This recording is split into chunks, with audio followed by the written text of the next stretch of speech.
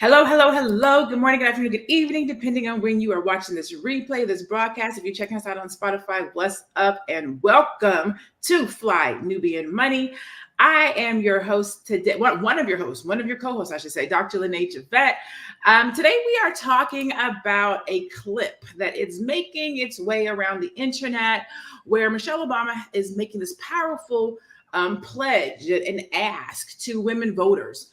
She is recently going in the news because she is warning about low voter turnout and or protest votes that could make women's lives collateral damage in the upcoming election.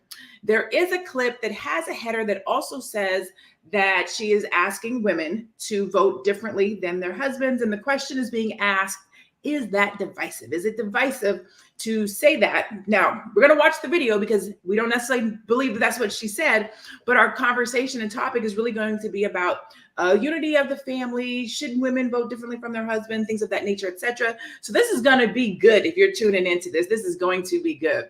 So I'm not here by myself. We have other amazing and beautiful queens here on the broadcast today. We're going to start with my left because this is how I see the screen. We'll start with Constance. You got to go the other way. There I am. No, go that way. No, go that way. Yes. Okay, we'll start with Alicia. Dr. Alicia, we should say. Dr. Alicia Watkins is a social worker and psychotherapist. We have Constance Carter. She is a wealth activist. We have Athena, the goddess with the fur, in the building today. She is a CPA and wealth coach. We have Moya, who is a tax professional, and we are going to get into a conversation. You can already don't put your information in the chat yet because we want you to see the clip before we get into asking you what you think. So let's go ahead and roll the clip, and then we're going to get into our conversation. Before you cast your votes, ask yourselves, what side of history do you want to be on?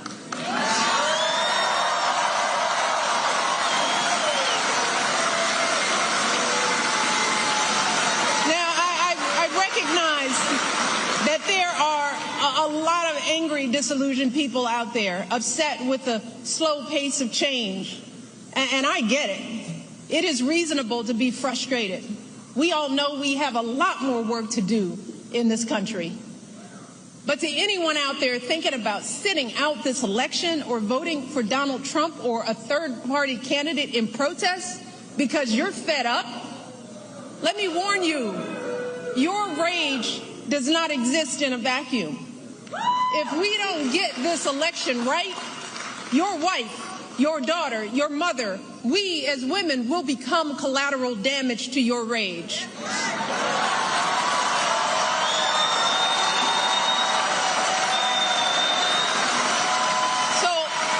are you as men prepared to look into the eyes of the women and children you love and tell them that you supported this assault on our safety?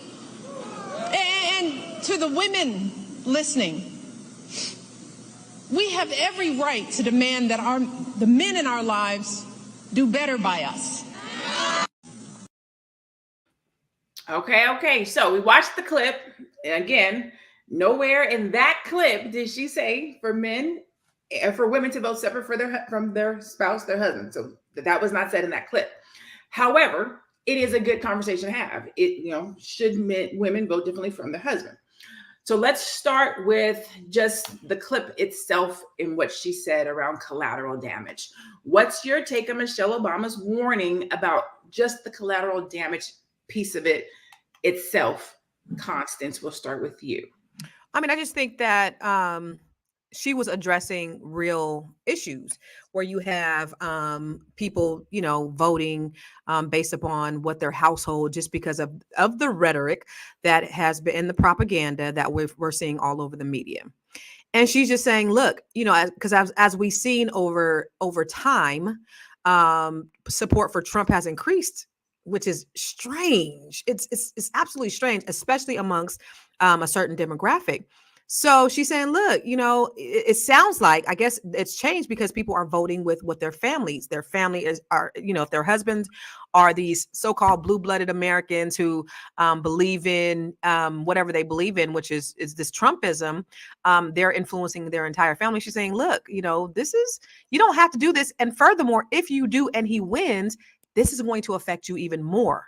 So you don't got to do what everybody else is doing. So I get what she's saying. I don't think it's desperation at all, as we're saying on the subject. But I just think she's just speaking to to. I think it's actually obvious. She's speaking to the obvious. I like that. So now in the chat, please dial in, tap in. What do you think? Do you think that women should vote differently from their husbands? Is it divisive? Let me know over in the chat. Dr. Alicia, I know you feel strongly about two things. One, the idea that the media and or the verbiage over the clip is not accurate with regards to what she said, but also, what do you think and or how do you feel about the collateral damage, women being collateral damage in this election? Well, I mean, you don't even have to listen to what Michelle Obama has to say. You can just listen to what Donald Trump's own words, what he is saying. Like, I encourage everybody to turn off the social commentators. Don't even listen to them. Go straight to what people are saying. Go straight to the issues. It's all public information. The Republican candidate, he's put out a list of things that he is against and for. So has the Democratic candidate. Like, both of them have made it very clear.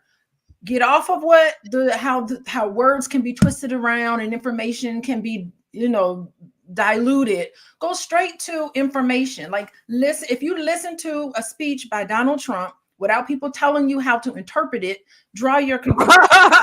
Listen to a speech by Michelle Obama or Kamala Harris. Just listen to those words, draw your own conclusions, because we are all smart enough to come up with our own conclusion. And I think that if we have really good listening skills, we would hear that Michelle Obama has empathy. She was demonstrating empathy. She said, I understand your frustration.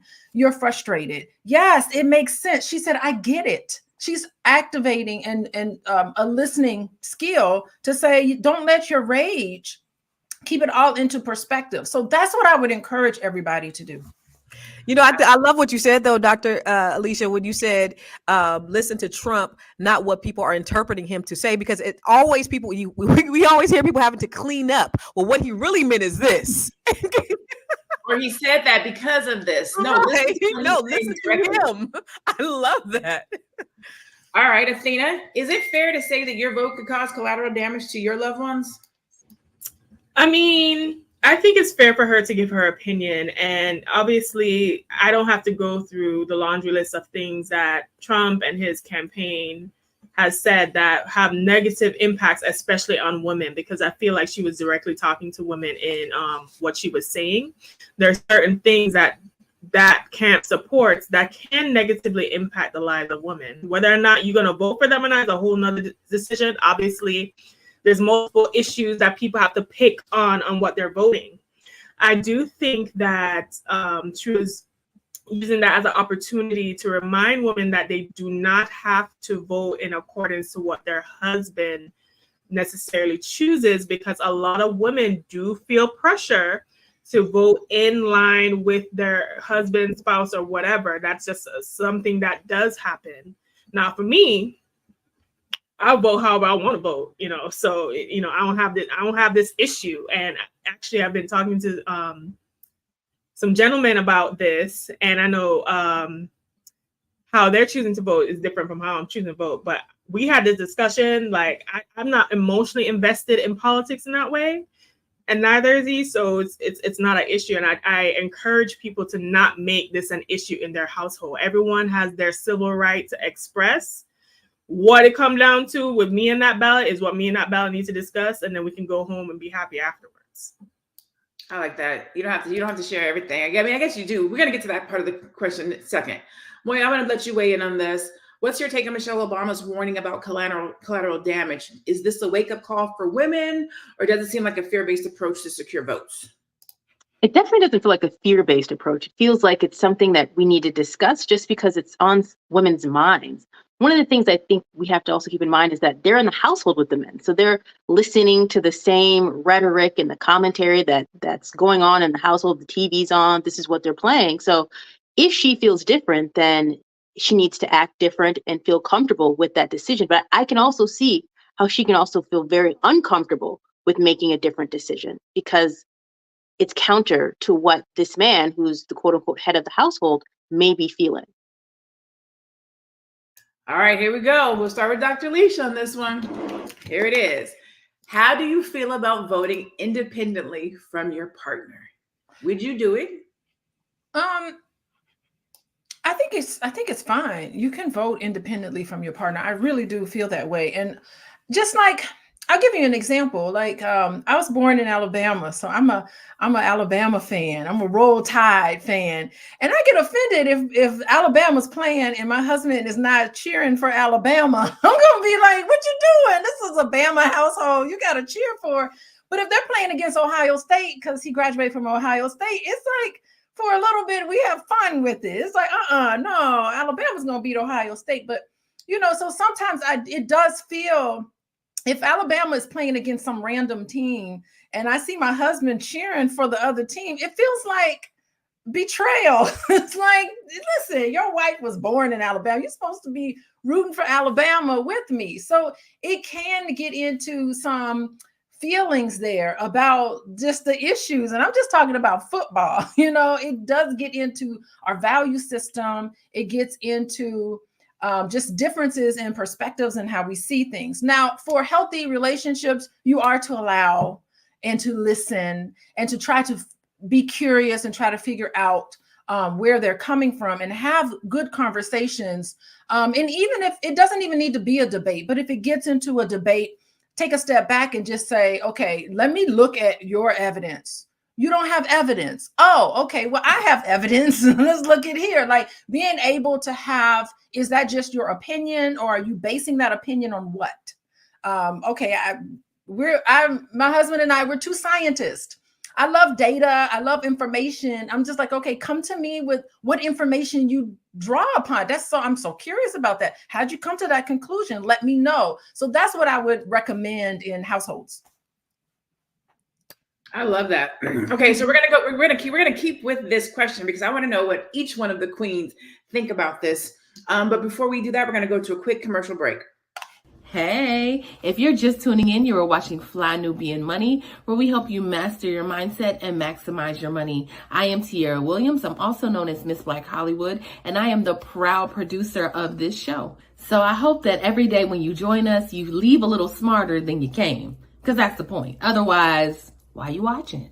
So if you want to receive notices for when we go live, Fly Nubian Money goes live every single day. That's Monday through Friday at 1 p.m. to 2 p.m. Eastern Standard Time. So if you don't know, now you know. All you have to do is text the word Queens, that's Queens, that's Queens, to 87948. That's 87948. That's Queens to 87948. Yes? If you want. And if you did not get that, that's Queens to 87948. That way you can be reminded when we are live so you don't miss nothing.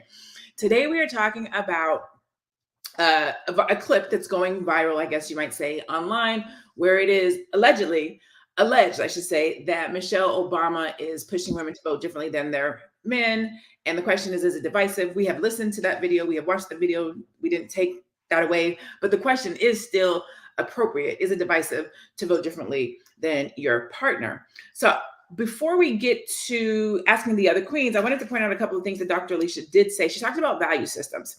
And I'm curious, and we'll kind of get to this, but when you're sitting and you're dating and you're getting to know somebody and you're asking them about their credit and their business and the money that they make and their family, do we talk about politics? Like, do we know who we're dating? Are our value systems aligned around our politics and how we're going to vote, things of that nature? Let's look at a couple of comments under the video, and then we're going to go to some of the queens. So this comment says, the reason why they keep pushing this divide between us, because it works. Shaking my head.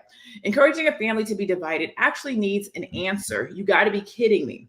Damn, this is the lowest form of begging. All right, let's see what else we have out there. If you have a husband, father, brother, etc., that is so emotional that he would vote against your best interest, then the problem lies within your family. It was already divisive, but an outsider has put the spotlight on it. Every day I learn more and more about people's minds, and to be honest, it isn't positive. Faison, the Don, says it's divisive. Effectively, what she's saying is that men tend to influence or possibly control their partner's choice. And again, we did not hear her say that in the video. The next one, and then we'll be done. If who you vote for divides your marriage, you have other issues besides who you're voting for. High Q says it's going to cause some divorces and failed relationships. Rod Checham says, why is the Democrats trying to come between a man and his wife? Nothing is above the household. Now, again, we did not necessarily hear or see that in the video because we didn't. What do you think, Constance? It ain't reaching. I mean, I do believe, like, if I had someone who was a Republican, I can respect that.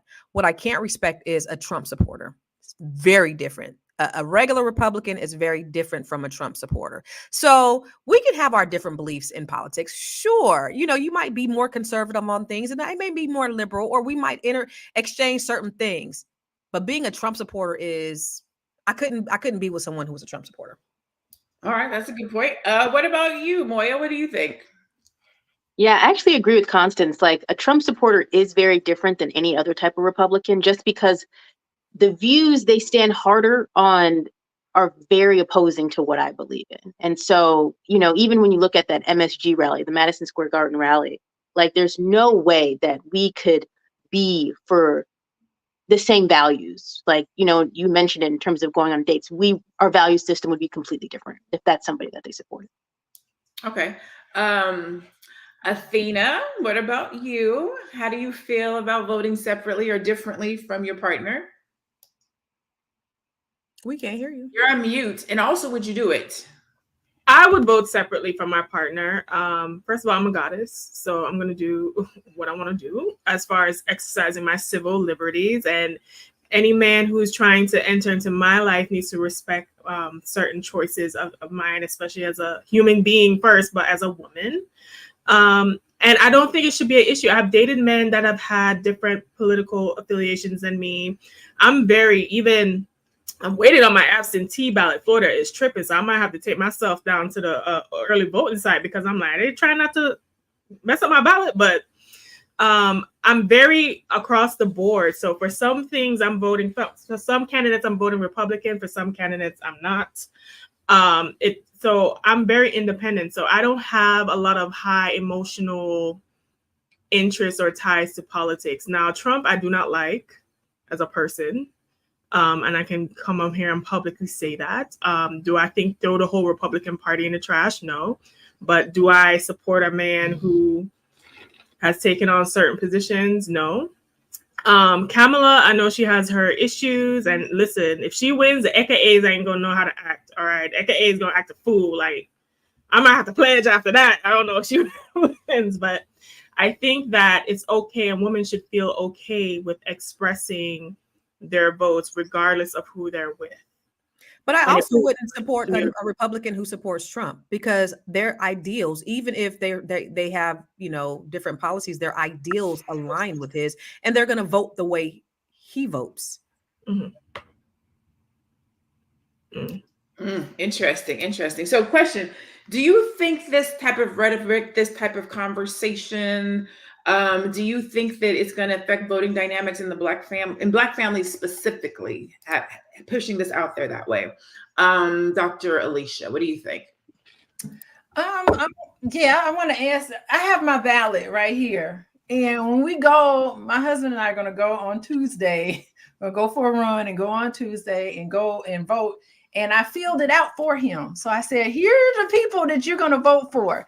And you know what he said? He said, yeah, I'll vote for those people, because there are people we know who are running. There are people who are in my run club. There are people who are in my my boot camp who are running for local elective offices and state offices. So we sat down and had a conversation. I'm like, you got to vote for these people. You know them. And so we both rallied around what we have in common.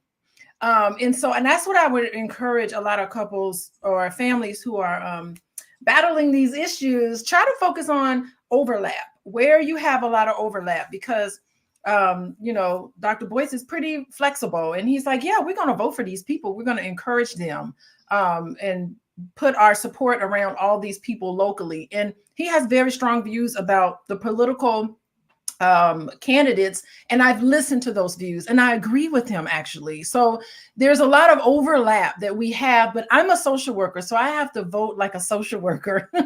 And so I'm letting him vote in the way that he wants, not letting him, but encouraging him to understanding that he votes in the way he wants, because there's so much we have in common that it overshadows, anything else that we could not have in common. Okay. Athena, what do you think? Do you think that this type of rhetoric, this type of conversation will affect the dynamics in Black families specifically? I think it can if you allow it. Like, I know my family, we have a family group chat. We have a family group text. And my dad was reminding us to vote and get ballots and all these things. I was like, are we 5 years old? Should we all, know how to get ballots and whatever? But I guess so. And I know if I don't vote for a certain candidate, it's going to be a problem in our household. Now, I'm not going to tell them who I'm voting for and not voting for, but I know if they knew who I'm voting for and that person happened to be not who they would want me to vote for, it would cause a problem. Okay. What about you, Constance? Do you think that it affects Black dynamics? You mean her rhetoric or voting differently? The rhetoric around the rhetoric itself. Do you think people are going to do whatever they're going to do? Whatever these politicians are, and it's great that they're stumping for the candidates, but I don't think it's going to really affect the households in any way. Where now we fighting because you listening to Michelle Obama. No. All right, Moya, we'll go ahead and close it out with you, and then I'm going to add my little commentary. Yeah, I feel like it's not, the media is projecting it as if there's some big divide between the Black men and the white men, the Black women and the Black men. But in reality, they're a lot closer in terms of how they voted in the past, 2020, 2016. So, I do feel like it's brought some positives, though, in terms of them bringing out this racial divide, because I think that pushed a lot of agenda speak that we probably wouldn't have heard before. Right. Yeah. Specifically for Black men or Black people. So that's a good thing, I think that the divisiveness is more so in who you're voting for as opposed to whether the husband or the wife is voting. I think family, I can speak for my own family. It's myself, my mom, and I have two sisters. So there's a 4-part dynamics, and 2 of us is for one candidate and 2 of us is for a different candidate. And dare I say tension, but I don't know if that's the word I want to use, but the passion that each side has for their candidate in our group text sometimes can be alarming.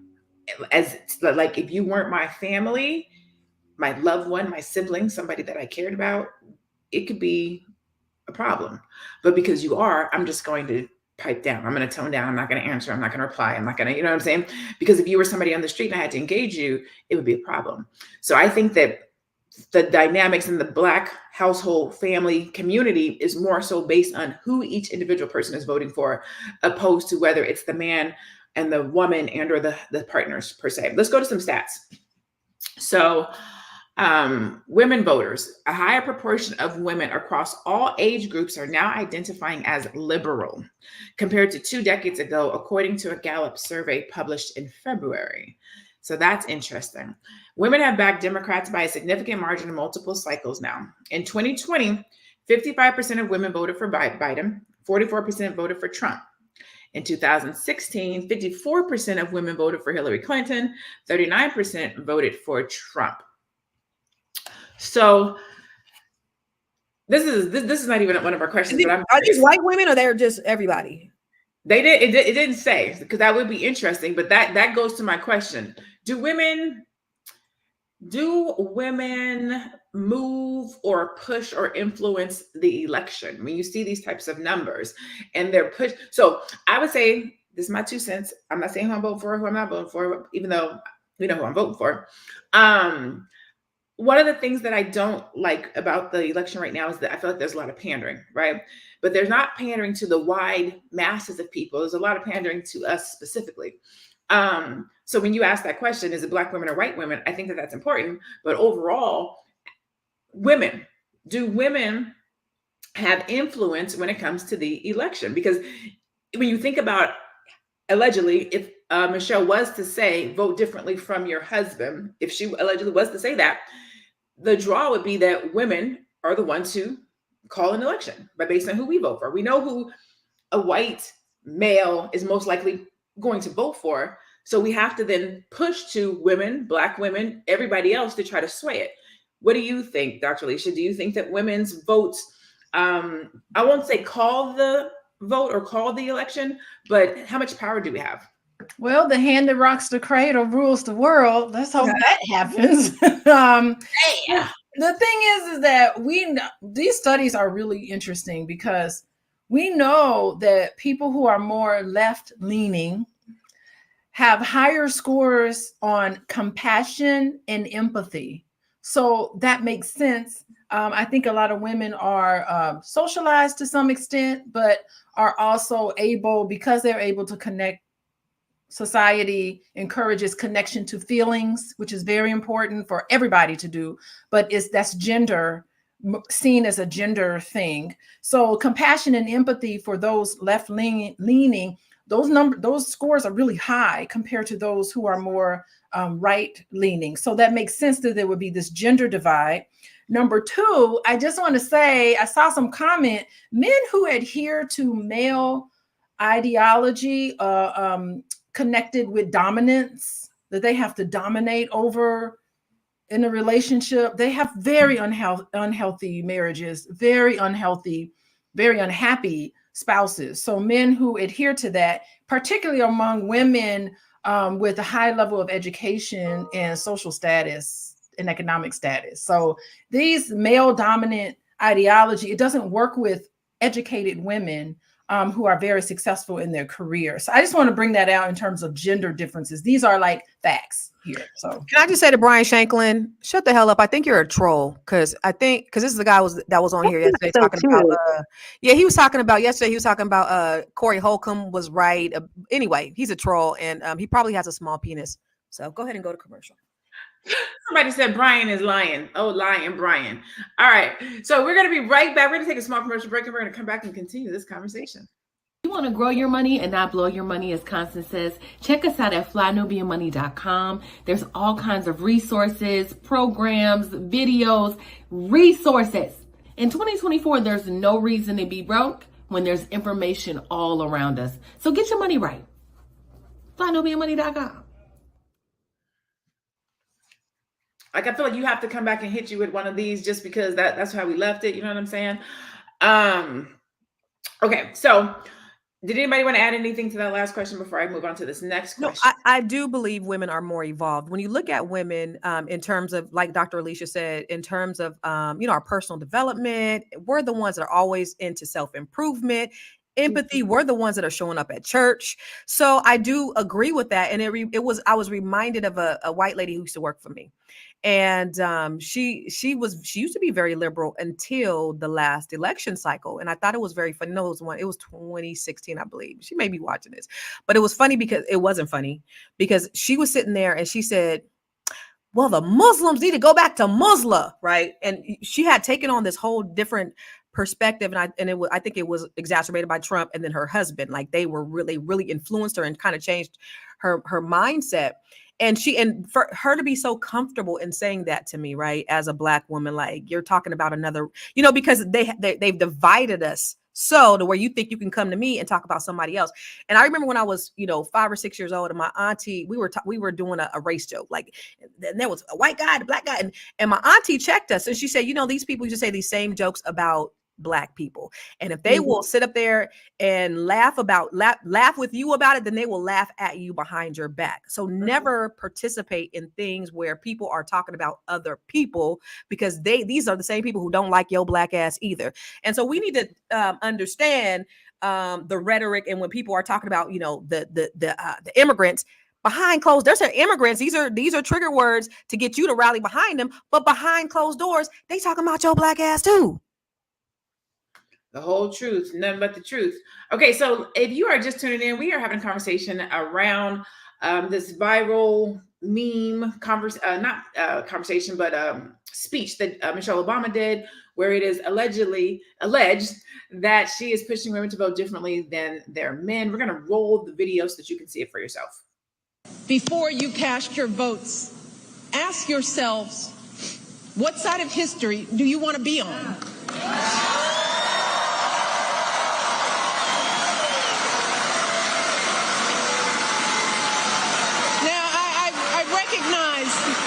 That there are a lot of angry, disillusioned people out there upset with the slow pace of change.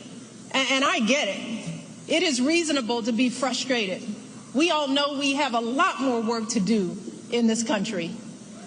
But to anyone out there thinking about sitting out this election or voting for Donald Trump or a third-party candidate in protest because you're fed up, let me warn you, your rage does not exist in a vacuum.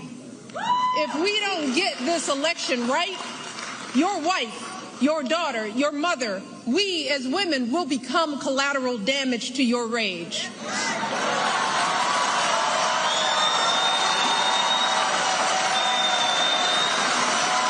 So, are you as men prepared to look into the eyes of the women and children you love and tell them that you supported this assault on our safety? And to the women listening, we have every right to demand that the men in our lives do better by us. So I ask you in the chat, what did you hear? Did you hear her say vote differently or separately from your partner as it's being suggested? I think that we have to have conscious accountability of what the media is perpetrating and putting out there, and we have to report on it with integrity. We have to listen to these sound bites, listen to these sound clips for ourselves. Something that Dr. Alicia said before. If you're just tuning in, you might not have heard her said that. So Dr. Alicia, I'm going to go back to you. What are your thoughts and emotions or feelings or ideas when you hear this or you see this type of rhetoric online? I think it's irresponsible, honestly, to, promote this rhetoric. It's so important to take a step back and to look at things on all different levels, right? And to see the limitations of politics. One of the first things that Barack Obama said when he was first elected in office is his acceptance speech in Chicago. He mentioned, basically his speech was, don't look for me to change things. You guys need to be the one to change things. Like, he was trying to get people rally behind. That was kind of what I suspected. Now, there were lots of things that he did politically that I don't agree with. There's a lot that he did that I absolutely agree with. So I think that here they are, the Obama family, to criticize them a little bit. Here they are trying to use these tactics to get people to vote. So I understand she's doing her job to help throw her support behind the Democratic Party. That's what she's supposed to do. She's trying to get people to adhere to what they consider civic duty to go and give their opinion and vote. Now, there's layers to it, because there's some people think that there's controls of beyond the presidency that's really in control. I mean, we could go down that rabbit hole too. Right. But to stick to the topic of, y'all, don't let social media place a division where there is none. Like, we are closely, Black families, the ones I talk to and the ones that I know, are really together on so many other things. Like, our struggle is what connects all of us at the hip. Like, even with Caribbean Black people, we're connected to the hip. Africans, we're connected at the hip because of the systems of white supremacy, not only in this country, but all over the world. So we need to see things in perspective and not let this division I think it's. So Dr. Lisa, so can people stop calling me a tether now? Can people stop calling me a tether now? I mean, how long I gotta live here? I consider connected at the hip because the history is so similar. And so I instead of looking at this other person as an other, we have to look at what's common among all of us. And we have to really direct our attention to who the real problem is and what the real systems that really control what happens. Yes, Black people unite. And I think that we have to just see it and not let division take its course. And I'm seeing too much of this. Now, I don't know if these people are bots. I kind of wonder, like Boyce and I were having a good conversation about, he's like, look at these comments. I'm like, there's no way in 5 seconds, all these negative comments can be posted up. These are not real people. We're going to the accounts. We're like, these are bots. So you got to understand that this frenzy is arbitrary. Like, unless politics is something so important to you where you just live and die on who's the president of the United States, I can see that. But I don't know. I just think that we need to take a step back and see things in perspective.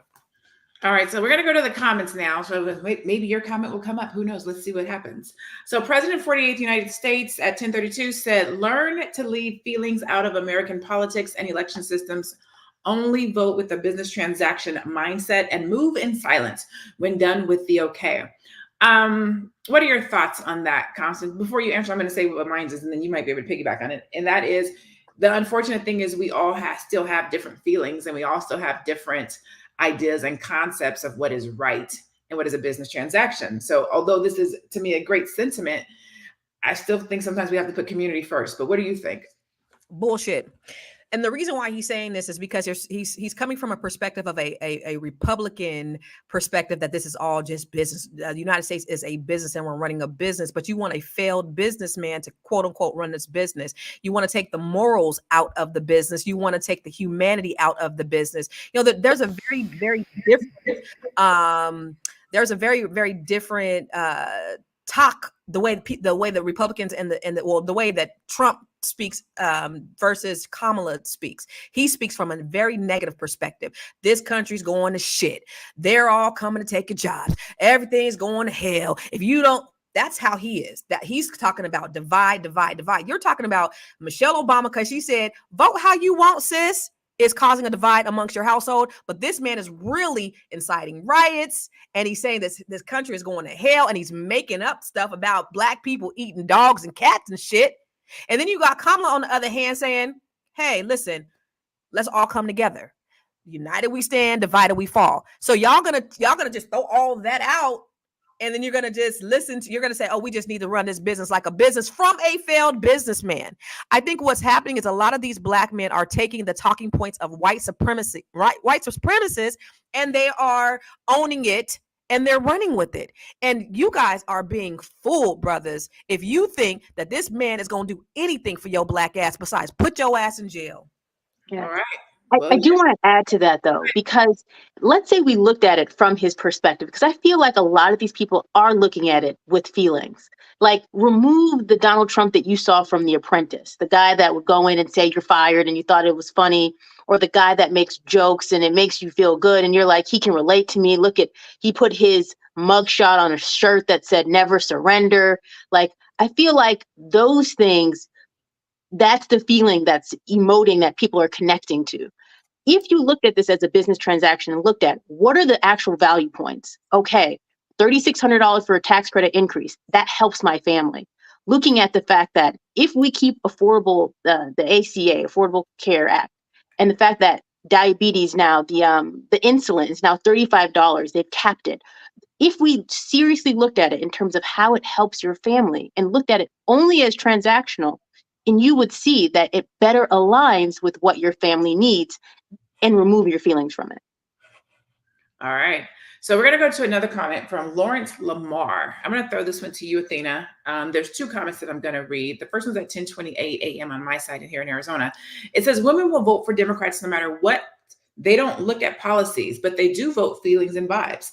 Feelings don't work when you got to defend the country from foreign invaders. And then he followed it up at 10:31 with, I love our Black women, but they no longer care about family. They're smart, make money, but it's only for themselves, never to connect the Black family. What do you think about that, Athena?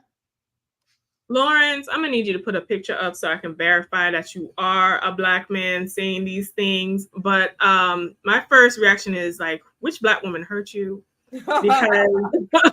Because this is so far from the truth. I do think Black women care a lot about family. A lot of us are mothers, some of us doing it by ourselves to raise children that some of you guys won't take responsibility for. So I don't think that Black women are voting not considering family dynamics and family structure. If anything, they're the ones who, more so than any gender right now, unfortunately, holding up and leading families.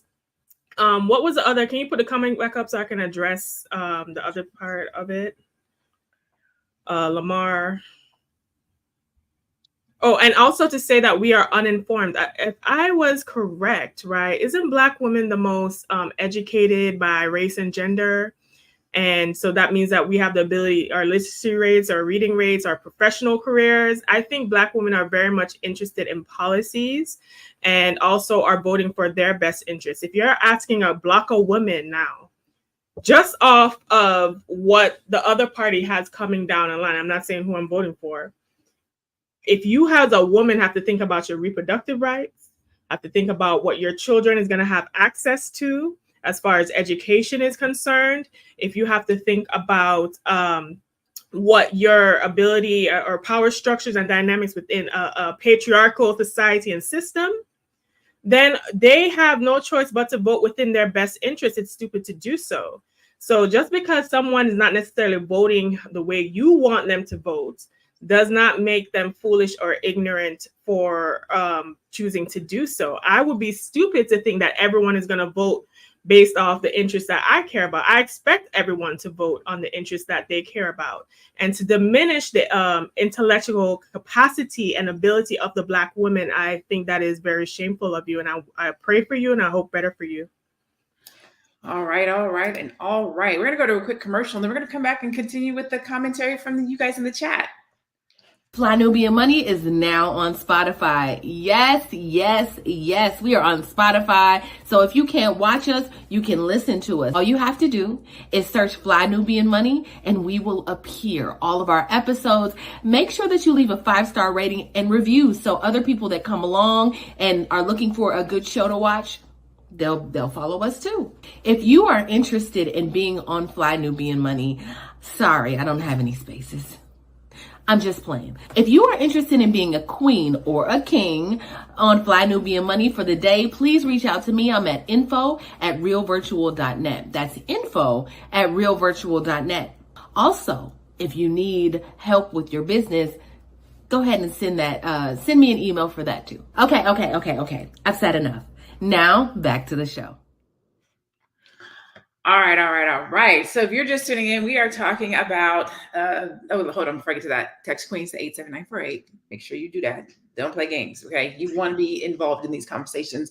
We want to hear from you, and we want you to tune in so that we can do that. So today we're talking about the alleged quote by Michelle Obama to push women to vote differently than their men. And the conversation is around, is it divisive?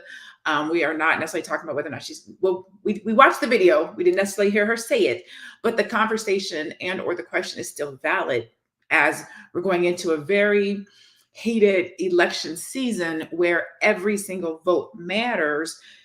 Should a partner push their view or influence their significant other to vote a particular way based on what they believe and or think? And so I forget, Lawrence Lamar, that was the question we were initially just talking about. And his response was, I'm a married man of 26 years and my wife has 3 degrees, but we don't agree with Kamala Harris policies. Whenever I hear somebody say that, we don't agree with Kamala Harris's policies, then I immediately go to, so that means you agree with Trump's? Right. So, What policy? His concept of a policy. He got the concept, right? Don't you got the concept of the policy? does he have the concept of a policy? Yeah, he said that's what he said at the last debate. I got a concept of a policy. Listen, Y'all agree with this concept? Let me jump in. I gotta say something about Donald Trump. Does he really want to win this election? I feel That's what I was thinking yesterday. I was like, he cannot want to he win. is saying and doing everything that someone would do if they want to throw the election. No, but I just think we're being punked because it shows how stupid these followers are. that's the thing. I don't even blame him. I blame the people who believe him. That's the fact crazy. that you can push that rhetoric, say anything, act like a clown, look like a clown, Look like a clown. and Did you people see be him like, yesterday? yeah, I'm with you. Yeah, he was even more orange. Like it's a freak show. It's a sideshow, and y'all out here really like going with it. You think it's an experiment? They're experimenting with us. They gotta be experimenting on us How because this far cannot can be I real go? life. I'm just gonna speak off the cuff. I'm not even gonna have no plan. Right. I got a concept of a plan. It's like everything he says is so awful. This really is an election of good versus evil. Like, for real. Like, everything he says is like Seriously. unbelievable. And I can agree with Dr. Frazier, because at the All Black National Conference, they were on the panel and they were saying, well, I know you guys are voting. You're saying you're voting for the lesser of two evils. And Dr. Frazier said, no, well, she's not evil. She's not saying anything evil. She's not putting out any evil plans. She's trying to unite the country. This man is truly talking evil. It's a difference. It's not the lesser of two evils. It's really not. He's being honest. That's the thing. When I'm listening to people talk about Donald Trump versus Kamala, and they start talking about policy, they start talking about all these things, but they don't talk about Black people. They don't talk about Black community. They don't talk about what's going to happen when Trump gets into office. And we're literally setting ourselves up for whatever happens. Like, let's talk about it. Let's talk about it. First, I want to say, Brian Shanklin, get your Uncle Ruckus ass up off of here talking that silly ass shit. But go ahead. The reality is the world is the world. I'm not going to say the world is not. Let's say is the world and or Black people. Let's talk about Black men. Are Black men ready for a Black woman president? They don't like the Black woman in their household. So how do you think they feel about having a Black woman at the helm of the whole United States? Is it really a problem with her policy, or is it a problem with the fact that she's a Black woman? Anybody? I don't think it's either. I think that it's being magnified, and just like you guys said earlier, I do think it's bots. I think there are more of us that are actually working together. Some of the talking heads that are doing all of the talk against Kamala, I don't know if they're paid or what, but what I don't like to see on for a lot of these pundits is they're not holding Trump to the same standard they're holding Kamala to. They're not questioning him. Everything she does, they have something to say about it. They're saying, well, she ain't doing this for Black people and she ain't did that, but they're not holding him to the same standard. That's what I have a problem with. But to answer your question, I don't really believe that. I believe that more Black men are. And I just think that it's being, number one, there's bots. Two, it's being magnified. Remember how the Russians took over the election last time and they caused all that divisiveness? I think it's the same thing. Okay. Anybody else? Moya, you want to chime in on that? One thing I do believe, and I've heard this before, what Brian Shanklin just put in there in terms of the religious aspect and whether they're pushing the gay agenda and that's what they're standing up for or standing against. I think one thing that we have to really keep in mind here is that their goal is to control. And so when they remove our rights in terms of our voting rights, they're practicing voter suppression. Like, as they remove these, and also the nationwide in terms of abortion ban, we're going to be starting from a way lower platitude in part to attempt to get those back before we even start talking about gay rights and gay access to this gay. So we have to really look at what's really on the agenda and what they have in store for us, because they do have a plan. What this whole Project 2025 that they're attempting to separate themselves from, it's called the Mandate for Leadership, which is what the Heritage Foundation puts out every presidential cycle. 2016, Donald Trump put 60% of what they already had in their mandate for leadership. So he's done this before. Ronald Reagan, 2/3 of it. So this is something that they do. It's just that in this case, they want to separate themselves from the policies that they have in place for us. So I think that it's really important that we truly look at what's in store here. And it's not about these rights that they're pushing. And Moya, think about what he even did with the Supreme Court. Now he has immunity as a president. Just look at the power that he's trying to put. Look at the chess pieces. Like, don't y'all see that this man is really trying to be a dictator in this country? He's trying to form a dictatorship. So, and y'all really still following because y'all don't want people to have abortions, like, for real, and y'all don't like gay people? Come on, now there's bigger issues than those two things. There really are. Way bigger. You know, as I was listening to Moya, and we're talking about voting off of emotion and voting, when you think about how these Black Trumpers they're doing the same thing. I don't want to vote for her. She ain't Black. She Indian. So you're not gonna vote for her because of her race? Like, y'all are emotional voters too. You're say the ignorant picking everything about this woman apart to find reasons not to vote for her.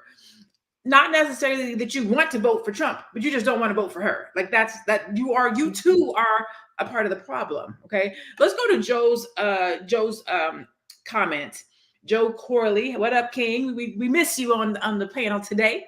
How do we feel about Black men working overtime to criticize and diminish Kamala Harris? Athena, you want to start? You want to start us off? Yes, because this actually goes to a point I was going to say is I don't remember Obama getting this level of scrutiny when he was running. Like, and if memory serves correct, I mean, Obama's mom is not Black, right? Right. Okay. So why Kamala getting so much hate? Why is she receiving so much criticism? Why Black men finding it so hard to fully come behind this woman? Is there some like misogynoir behind this? Like, I really have to question, is it because I think it's because she's a woman. I think a lot of people have a hard time, envisioning a woman in that seat or having that high of an office in demand, especially men. I think it's causing them to face some of them, not all of them now, because some of them are good and very supportive. I won't pathologize all Black men, but I think it's causing an issue with now all of a sudden, she may not be as qualified and her feelings and this and the third. But I know Kamala, she's more qualified than Trump. She has been in the political system for how many years? So Trump didn't really have anything except for money and audacity. So I don't know what kind of qualifications we're necessarily looking for. Now, if you're saying you don't want to vote for her because she supports certain issues that you can get behind, I can accept that. But I think both men and women have issues with a woman sitting in that seat. And as we saw with Trump's original election, a lot of white women casted the vote to support him in his seat. And I have friends that are women of different ethnicities. And I have to say, I was like, I don't think Kamala have it in the bag like that, because I know they're not voting for her. So, it's very interesting to me. But I think her race and her presidential push is holding a mirror up to our community to address certain underlying issues that we need to talk about. Yeah, I think to your point, I know you kept saying a woman, and I think that is valid, but I also think it's a Black woman. A woman at the helm, allegedly the top seat in the United States, right? Can you imagine having to come home to your wife, to your woman? And I think that men think like that. Like, we cannot have a woman at that level, at that position. The other thing we talked about was the Obama thing, right?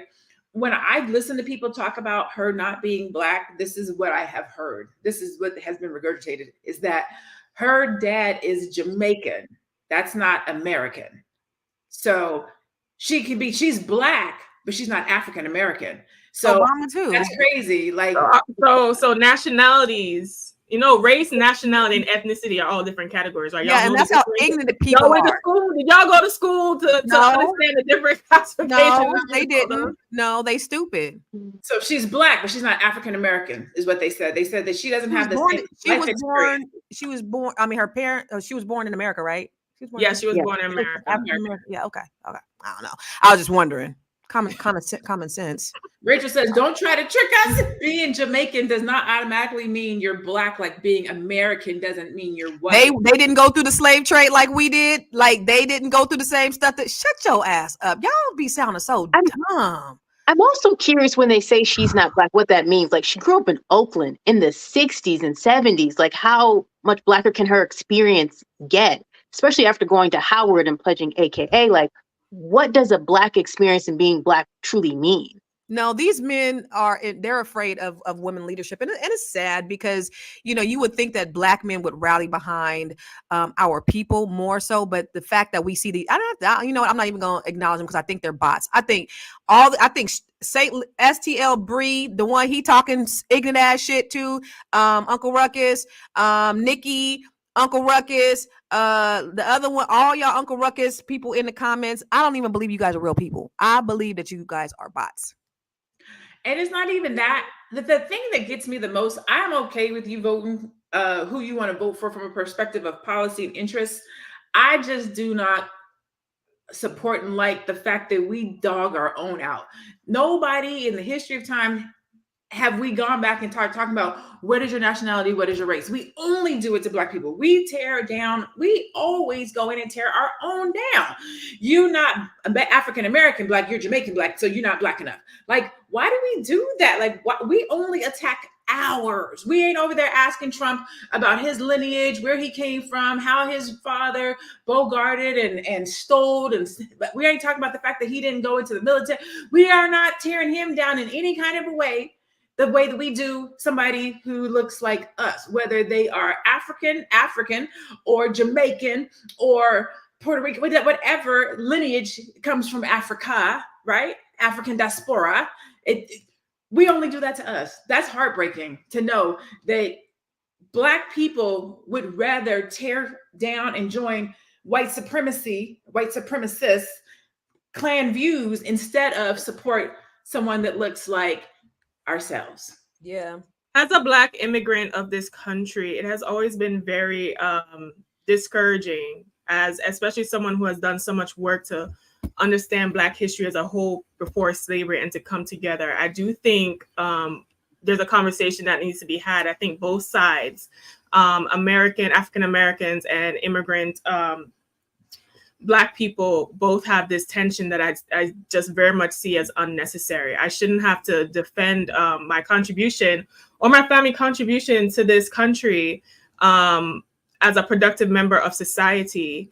And I think that I don't know what the solution for that is, but we are trying to be like crabs in a barrel, infighting when we have bigger fish to fry. And I don't understand why this is an issue. I shouldn't have to be called a tether, or I'm not ADOS, or I'm not FBA, or I'm not this, that, and the third, when I know more about Black history than most people that even tune into on this show. Right? That part. So I get information from stuff like this. Like you're just listening to sound bites, done no research, don't know anything. Right there. Said, hold on one second. I voted for Kamala Harris, but there's nothing wrong about questioning her background. We don't have to blindly accept everything that is told to us. That is absolutely true, and do it on both sides. So we don't have to believe everything that's told to us about Kamala. We also don't have to do it about Trump. So, like, do your research for yourself. So that being said, we're going to go around the room so that everybody can get their final thought in around the subject, and also tell you where you can find them so that you can support them individually. We'll go ahead and start with Dr. Alicia. Hey, everybody. Yeah, Kamala Harris, I think, is being unjustifiably scrutinized. As a Black woman, I connect with that scrutiny because I experience that every day. So I'm seeing in the response to Kamala Harris is a reflection of some of the responses to me in leadership positions and in some of the roles that I played. So I'm kind of like empathizing a lot with what she has had to battle. Now, listen, African countries have elected female presidents and everything went great. Latin American countries have elected female presidents. I think that it's time for us to get on that bandwagon. And I think that I don't think it is going to be so awful for us to do this. Now, if you want a Black woman as your therapist, go to Coaching with Dr. Alicia and fill out one of my forms for individual or couples counseling. And thank you, everybody. Awesome. Thank you so much, Dr. Alicia. Moya, we'll go ahead with you.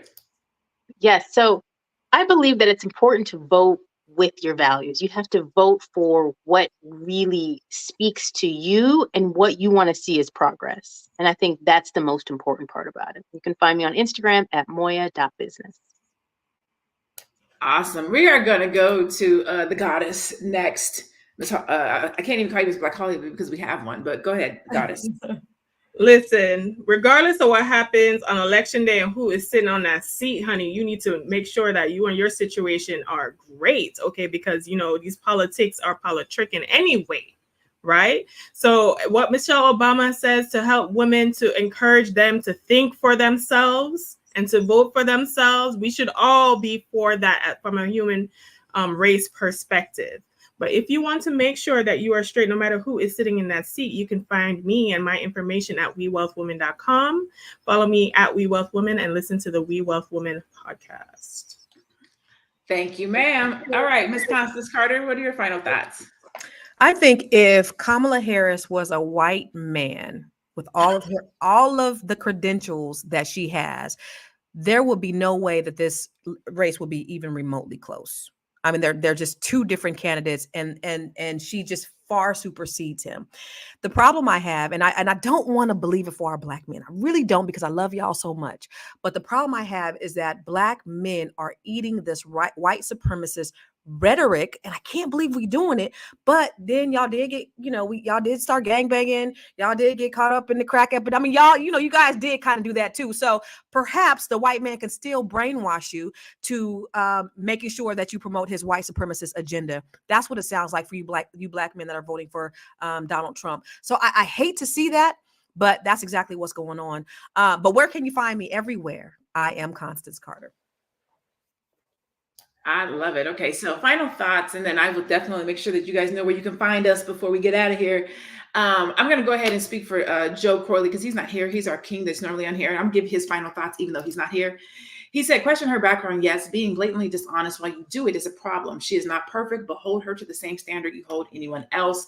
Black Lexicon said, I love you ladies. That didn't hurt so bad to say. So my final thought is, we all, I love you. And I would venture to say that everybody on this panel loves you, loves Black people, loves Black men, loves Black women. We're for the community. We are be one. And I think that that is the sentiment that we always have to lead with. We can love each other. We can be one, and we can still have different ideas and perspectives as long as we do them with integrity and with respect, which I believe that we do here. We are not monolithic. We're not always going to agree on the same things. But I think that that is some of the area where we need to focus on. What does unity look like for us? How do we find alignment, if at all possible? How can we have different views about things and communicate these things and not be offensive? This election, I would say election since Obama has brought out the worst in people. Now that it is a possibility that a Black person, man or woman, can have the #1 seat in the United States and has done it, it brings out something that's really ugly in the United States. So we as a community have to make sure that we keep the beauty between us, between Black men and Black women, between communities, between our children. African, whether it be African American, Jamaican, Haitian, we're Black. We come from the African diaspora. We got dropped off at different places along the slave ships dropped us off at different locations, but we are the same. We are one. We bleed the same. We look the same. We have to show up and support each other. Whether it's through this election or not, that's your call, your choice and decision. But we do have to make sure that we focus on unity in our community. And that's where I will leave it. If you have had a good time with us today, you know what I'm saying? Make sure that you tune in every Monday through Friday at 1:00 p.m. Eastern. You can also catch us on Spotify. You can look up Fly Nubian Money. Okay, I am Dr. Lene Javette. Thank you so much for listen. Somebody else was like, don't forget to tell us where we can find you. You can find me online at I am Dr. Lene Javette. Exactly. I just want to make sure that I don't have anything else I'm supposed to say before I can close out the thing. I do not. Okay, perfect. Text the word Queens to 87948. Text the word Queens to 87948. As always, we do love you and we appreciate you coming through, showing up. If you want to know where to get your money right, you can go to flynubianmoney.com. Again, that's flynubianmoney.com. Make sure you come back tomorrow and tune in. We appreciate you showing up. We appreciate your dialogue. We appreciate knowing what you think. So make sure you come back tomorrow. And as always, continue to be bold, be Black, and be one. We'll see you tomorrow. Bye, everybody. Brian Shankland. Oh, my God.